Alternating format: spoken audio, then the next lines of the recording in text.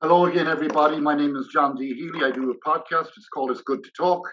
People know me because I got this book published a couple of years ago about my friend Stoney McGurn, and that's how it all started. You can get it on Amazon, and it's also on audio. I'm sponsored by Liffey Moving Company here in New York City. They'll soon be 50 years old. They're a long time around, almost as long as Jeopardy, and they're here in New York City. I'm here in New York City as well, but my guest today is over in Ireland, off the Atlantic Ocean there. Professor Seamus Caulfield. Seamus, it's good to have you on, and tell us where you were born and what you do and how you do it. John, thank you very much for having me on, and it's great to renew acquaintance after almost 30 years now, as we'll see later. Yes. I was born in North Mayo in Balderrick, on the middle of the north coast of Mayo. Grew up there, went to school there to my father. My father was the teacher. And then, because there was no secondary school in the area, I went to St. Nathan's in Balhedarin. And from there, went on to become a national teacher, the same as my grandfather and my father and my daughter after me. So a long tradition of national school teaching. Very good.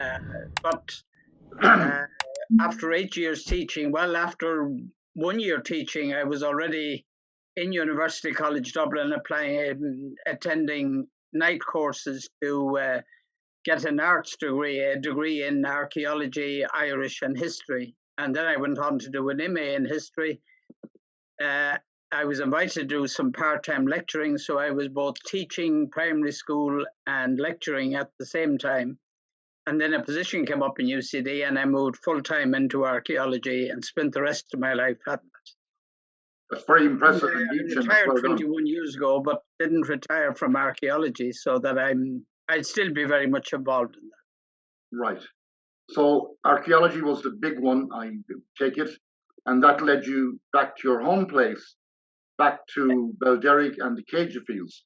Well, very interestingly, yes, that my entire research career in archaeology ended up in my own back garden, where my father, God rest him, had in the 1930s, some years before I was born, had written to the museum and said, there are strange structures under the bog. There are these stone walls.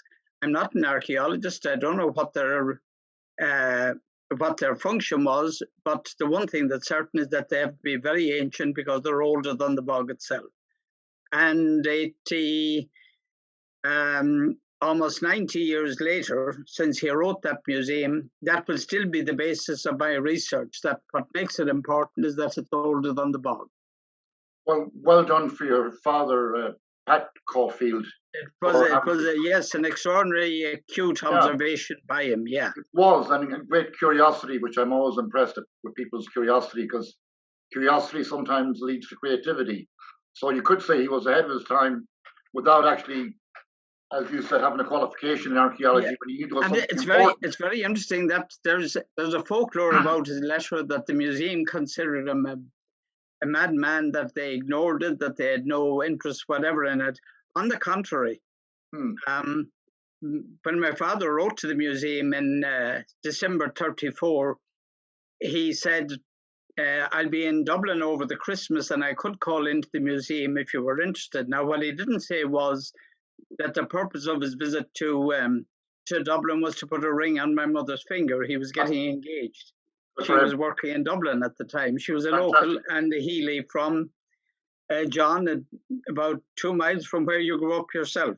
Probably related somewhere along the way. From Glencalry. But the director of the museum wrote back to him and said, by all means call into the museum, but if I'm not there, if I'm on holidays over the period, do call to my house. And he gave the address of his house. So far from ignoring him, they were most supportive of his contact with the museum. Fantastic story. So when, where, and how then did you follow up? I suppose you picked up what he left with the Cage Fields, and the Cage Fields is 5 miles from Balderrick, and my first excavations were actually in Balderrick itself, on the actual walls that he wrote to the museum about. Mm-hmm. But we would have seen these structures over a much wider area than Belderic, from your own Glenamoy over as far as the top of Ceide, because Dad, God rest him, was, and I was when I was young, we were interested in grouse shooting, and we would have shot grouse over all the way from the Tonnies all the way around Redhead all the time. So there were these, let's say there was the opportunity to see things in the field that we wouldn't normally have seen if we didn't have that interest as well. Well, excellent. So I remember, like, say, 1990, was that the beginning of the Ceide Fields or no?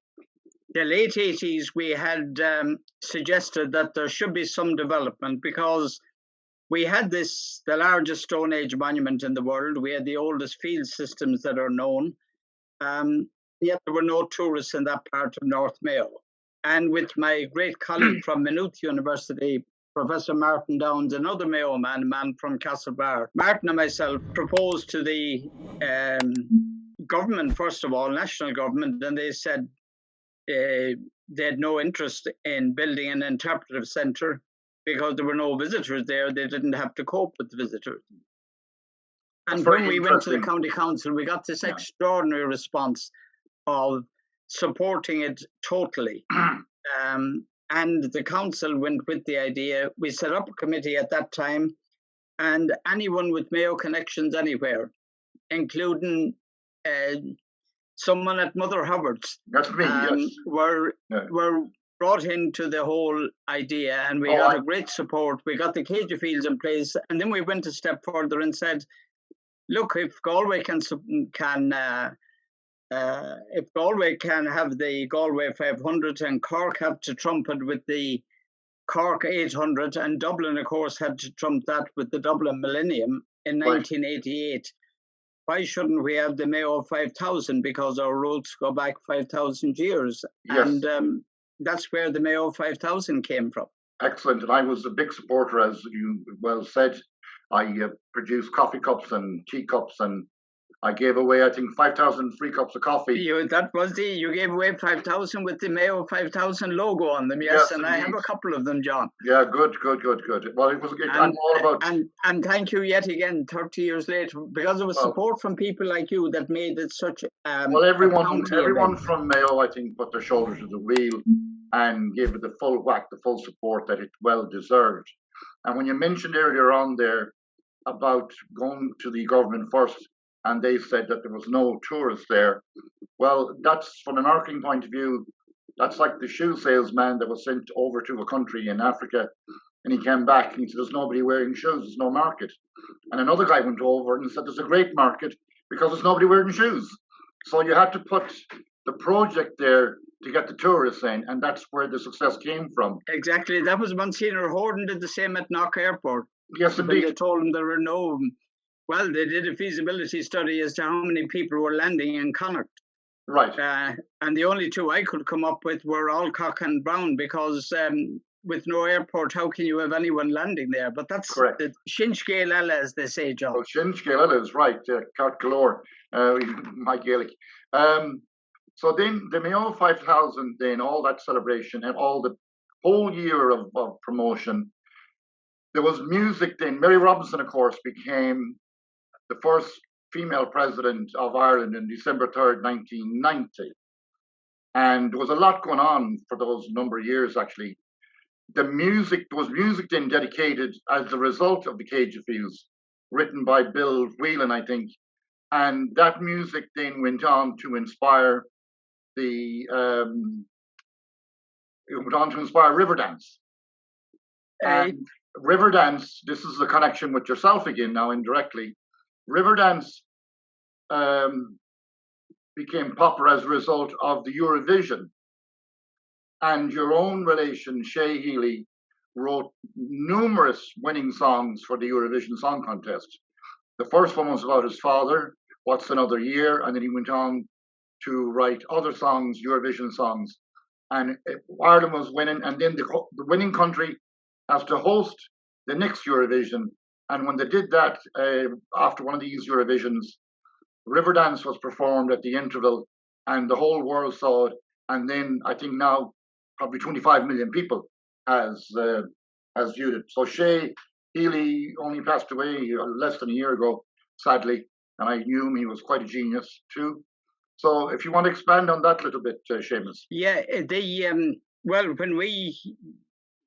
I'd have to confess, John, that when Brian Quinn, who was directing the Mayo 5000, he was the coordinator of it, when he suggested booking the National Concert Hall and getting a composer to compose the Mayo Suite, and that to be a nice performance in Dublin in the National Concert Hall, I'd have to say I didn't see the immediate relevance to Mayo or how this was explaining Mayo. But then when he commissioned Bill Whelan to write the music, and in particular the drum music in it and the spirit of Mayo, the Cajun part of it, it was an extraordinary piece of music. But also in composing that music, which was in the full night's concert, so they got performers with Mayo connections, both sides of the Atlantic, to perform. And they had this precision dance team, Jean Butler and Colin Dunn, who danced in the regular Irish dance style, extraordinary precision dancing, but in the style rigid, hands down by the side. And then at the end of the first half of that concert, something that I saw no connection whatever with Mayo, someone dressed in the black bolero outfit of flamenco dance came on doing flamenco. Mad charge across the stage. Then it morphed into American tap dance, and that then changed into old style sean-nós Irish dancing, freestyle with the hands waving and the feet going. And the most bizarre side of it that I remember was exited off the stage doing Michael Jackson's Moon Dance. Well, I got an extraordinary reception from everyone, including our patron, Mary Robinson, President Mary Robinson. Mm-hmm. And 3 weeks after that event, of course, the guy in the bolero could only have been Michael Flatley. 3 weeks later, the Moya Doherty, who had been commissioned to do our show, was commissioned to do the following year's Eurovision. And as Bill Whelan said, we have to have these people on the centre stage of Eurovision. Bill was commissioned to compose the music for it, and Una did the singing. They teamed Flatley and Butler together, and as they say, the rest is history. The rest is history. So it was an interesting connection, yeah. Absolutely, and I was actually in the National Concert Hall that night for that performance, and I met Jean Butley only less than a year ago here in New York City, down at the consulate, and we had a good chat and a good conversation. Yeah, it was an extraordinary night, yeah. Yes, it was indeed. I'm trying to see what else we have to talk about, but Jean Butler actually helped me promoting my book, very kind of her with her generosity. So that was very interesting, of course. And where is Cajun Fields now? Interestingly, and I'm, as a politician say, John, I'm glad you asked me that question, because when people say, oh, we've been there, we've seen that, it's exactly the same as if you're invited to go to a new play on Broadway in a certain theatre, and people say, oh, I've been to that theatre. Well, Cajun Fields is the same, because after 30 years, they've recently put in a totally new exhibition. Everything is totally changed. And I'd have to say, I'm absolutely thrilled with the new, with what they've put in. Now, there is that side of it, but there is also a family connection as well now, in that my son, he inherited a small farm in Balderrick. He has sheep. He's also into contracting. But he also does the actual site that my father wrote to the museum about. He owns that as part of his farm, and he does the Balderrick Valley experience, where the whole thing started. So if you check that out on the web, the Balderrick Valley experience is gives some idea of what's on offer if you want more than just the half-day visit at Cajun Fields, if you want a more in-depth look at in-depth look. Very good. My guest today is Professor Seamus Caulfield from the Cajun Fields in County Mayo, close to the Atlantic Ocean. We talked about the history of the Cajun Fields how digging the bog and the peat, which was backbreaking work, I did it myself, and discovering what's below the bog, going back for thousands and thousands of years. We talked about the music that inspired Riverdance came from the Cage of Fields, and I'm usually good at describing it. It comes from the sounds of the Atlantic Ocean, the calm, the still, and then it can gurge up, potate, and go to massive sounds, and then down again, a bit like life, the highs, the lows, and the in-betweens, all as a result of the experience of the Cage of Fields. And I do recommend people here in the United States go to Mayo, get a good welcome, visit Belderrig and visit the Cage of Fields. And while on the road there, going west again towards Balmullet, stop at the Anglers Rest for a refreshment there at the Healy's Bar in Glenamoy. Now, Seamus, we covered quite a bit there. I'll put up on the screen the connection for the Cage of Fields and the Belderrig. What's the name of the Belderrig walk again? The Belderrig Valley Experience. The Belderrig Valley Experience. Okay, yeah. That's good. That's on the web. If you look that up on the web, yeah. Okay, we'll check that out too on the web. So, Seamus, I think that kind of wraps it up for us, for you and me today. John, could I say a very sincere thank you after this length of time? And I usually end my lectures, and I will end this one as well, in the immortal words of Mae West: come up and see us sometime. Do come over and see us sometime. Be my pleasure. Be my pleasure, and there's always a good welcome. I spoke with Philip Urban last week about the Battle of Glenamoy. Oh yeah. And that's only a few miles west again of the Cage of Fields. So between the Cage of Fields and the Belderrig Valley Walk, and then on to Glenamoy to commemorate the battle. There's plenty to keep people in my North God, Mayo. No, there's so much to do and see. And indeed, the river in Glenamoy, where I used to do a bit of fishing myself, and that fish sometimes landed on the plate at the restaurant known as Mother Hubbard's, which I'll be talking about in a few weeks in another podcast about the experience of Mother Hubbard's, digging the foundation and building it up, similar to what you achieved yourself. Seamus, congratulations and well done.